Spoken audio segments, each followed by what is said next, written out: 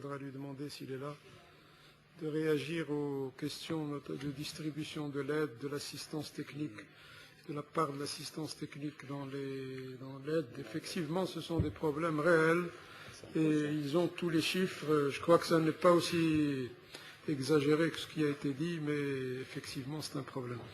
Bien, alors maintenant, nous passons aux panélistes dans l'ordre inverse de ce que j'ai fait tout à l'heure. Donc, M. Bowley, d'abord. Thank you, Mr. Chairman.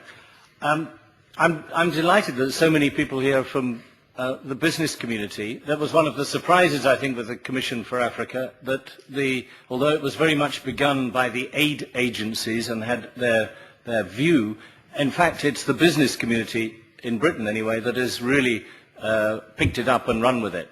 And if this is an indication, that I'm delighted that so many business people are here interested in trying to pick up Africa's agenda. The question was, how could expatriate Africans help with developing their countries?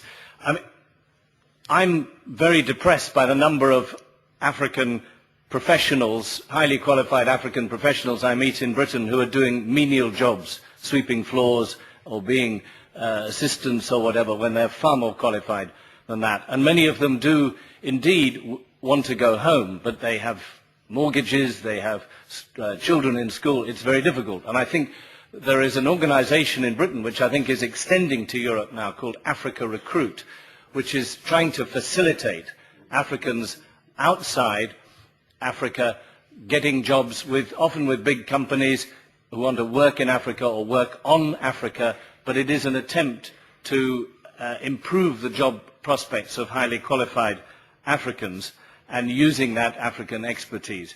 And just on to leading in from that, the state of African universities and tertiary education in Africa, I think, is a cause of great concern.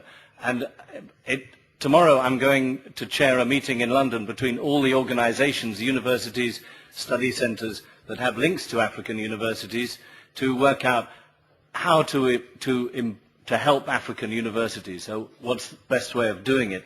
And I just wonder whether that might be extended more widely to Europe. Secondly, the question on aid. My experience of aid in Africa is where it is small and local and direct, it works.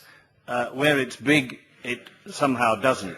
And the question is how you get large amounts of aid down to the local so it's effective. I think the more it goes to villages and to communities who can use it much, much better because they're much more accountable than big institutions, the more it can actually reach the people who need it, the better. And just thirdly, to, in a way, apologize to the High Commissioner for Kenya for singling out Kenya. It's by no means the worst, but I'm certainly not the stereotyper. As I said, I'm against that sort of stereotyping. I was simply passing on, in sadness, the anger of many of my Kenyan friends who supported the change of government, but now feel very disillusioned. Thank you.